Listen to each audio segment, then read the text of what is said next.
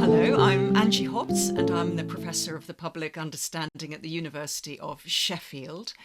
And I want to take a fresh look at the so-called function argument in Aristotle's Ethics, Book 1, Chapter 7.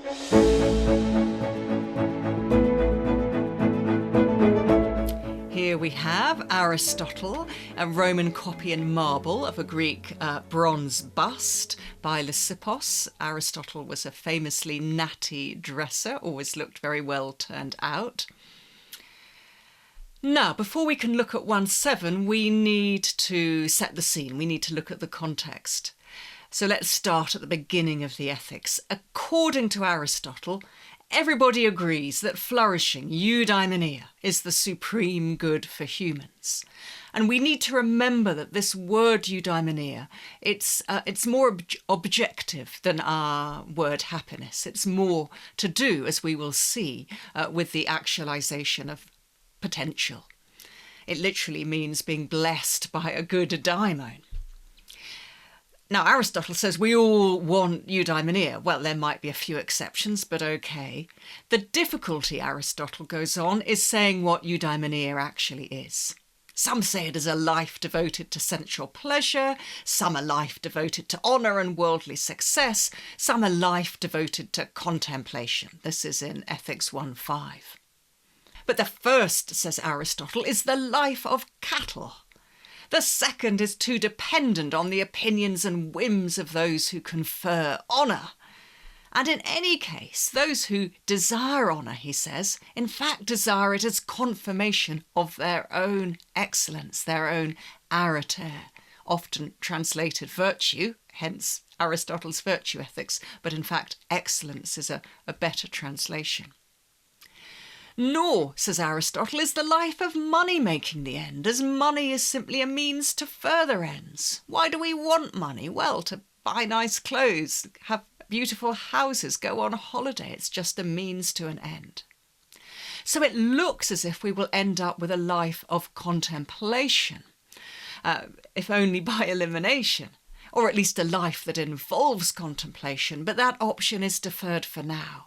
1.5 does not actually provide a positive argument for human flourishing consisting in contemplation or indeed in any form of rational activity. It is simply the only option left after the other two have been eliminated as candidates. Nor, adds Aristotle tartly in chapter 6, can we expect any illumination from Plato's form of the good. Aristotle did not believe in Plato's theory of forms. He studied with Plato at Plato's Academy in Athens for many years. They worked together, they were good friends, but Aristotle certainly didn't believe in everything in Plato, particularly the theory of forms. So that's the context for chapter 7. To resume, says Aristotle, the supreme good for humans is that for which every other action is undertaken. This is eudaimonia. It's the final end of all our actions, and it is also self-sufficient. A eudaimon life is lacking in nothing.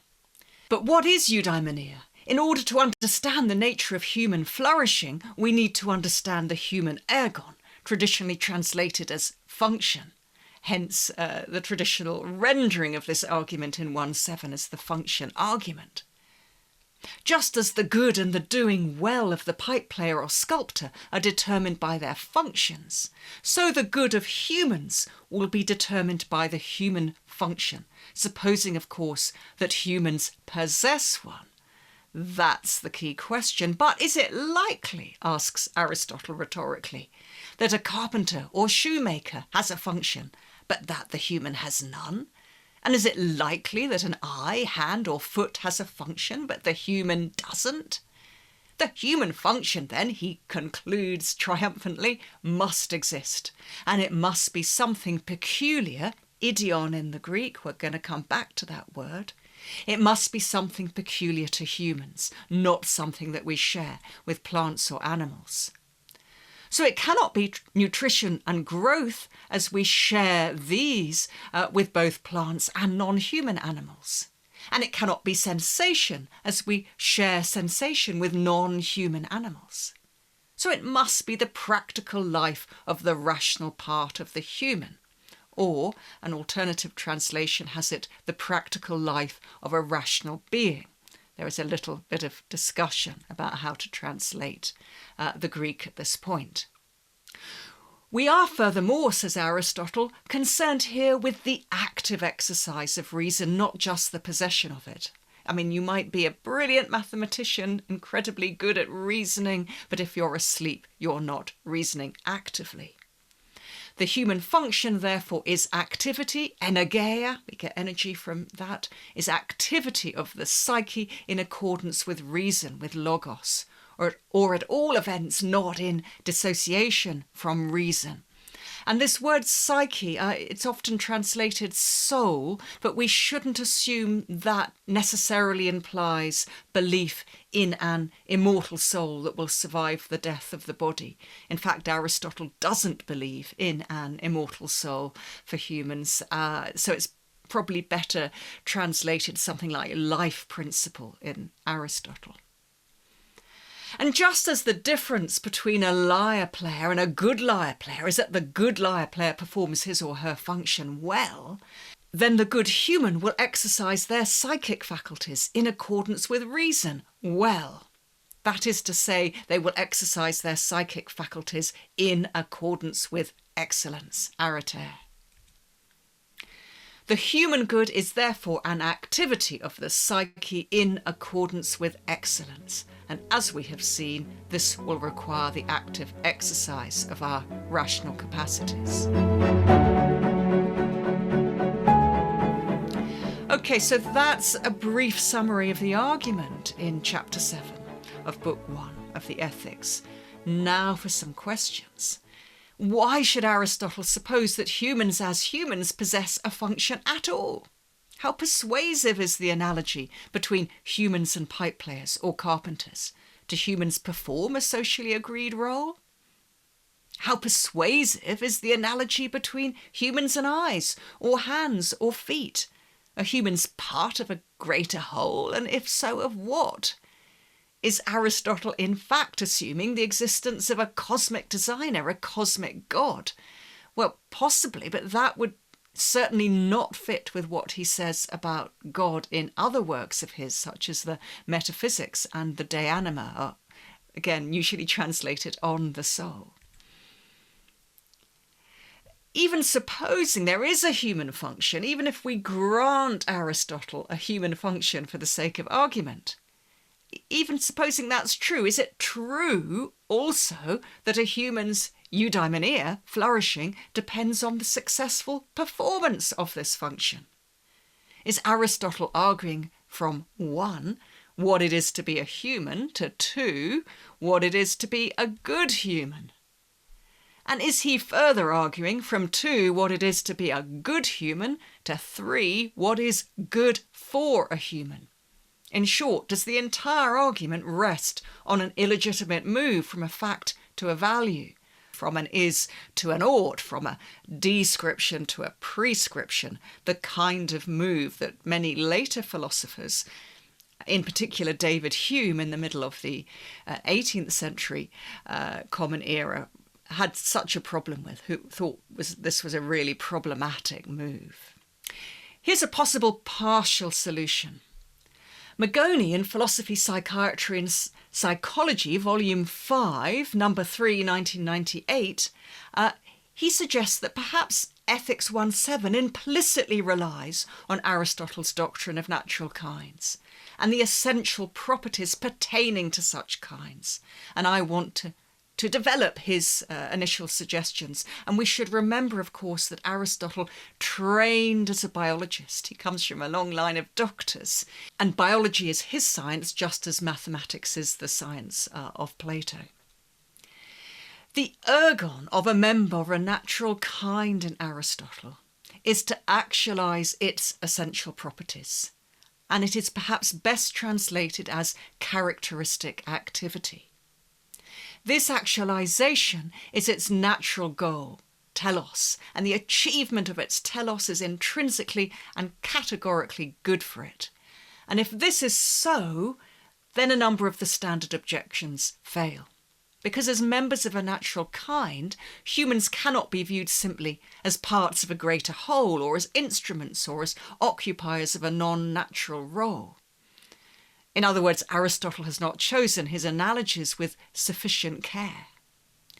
Nor does anything hinge on the notion of peculiarity in itself. Rather, everything hinges on the notion of the human essence, which may comprise a few peculiarly human features, but it will also and mainly comprise some features which humans share with other beings. For instance, nutrition and growth, which we share with plants and non-human animals, sensation, which we share with non-human animals, and rational contemplation, which we in fact share with God or the gods. The human essence is thus only peculiar to humans when viewed as a whole package. An idiom is therefore perhaps best translated not as peculiar at all, but as essential. Finally, accusations that Aristotle moves illegitimately from a fact to a value miss the point. He can't move from fact to value in this instance because for him all biological facts are already value-rich. His biology is intrinsically teleological, and his account of the human good is thus normative from the bottom up. Okay, now that interpretation does deal, I think, successfully with a number of the problems that we had earlier. However, of course, it raises issues of its own. Can Aristotle, can anyone make sense of the notion of a human essence? Are Aristotle's appeals to unchanging natural kinds destroyed by Darwin? And in fact, I think this is one of the most interesting areas in current Aristotelian studies, whether Aristotle and Darwin can be reconciled. In fact, I think they can, but that's a topic for another discussion. And even if we accept the notion of essences, why should we suppose that in actualising its essence, each living thing is fulfilling its goal or telos, and that this is an intrinsically good thing for it to do? In other words, in the language of Aristotle's physics, why should we suppose that formal and final causes coincide? The formal cause answering the question, what is it to be something?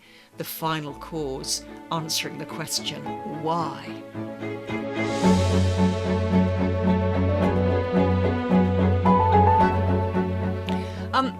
A final point, because however one interprets the ergon argument in 1.7, it raises some really interesting questions about what form our rational activity as humans should take. Should we focus on phronesis, practical wisdom, which relates to the ethical virtues, or should we focus on theoria, on divine contemplation? Should we try as far as possible to be perfect humans, or try to be inevitably imperfect gods? I hope that what we've been discussing today has helped you to see just what a rich and fascinating argument the so-called function argument of Ethics 1.7 is, and how it raises, if anything, even more questions than it tries to solve. And I hope it will inspire you to continue your own explorations into Aristotle and into philosophy in general, and I wish you well on all your philosophic journeys, and if you're taking exams, then the very best of luck. Thank you.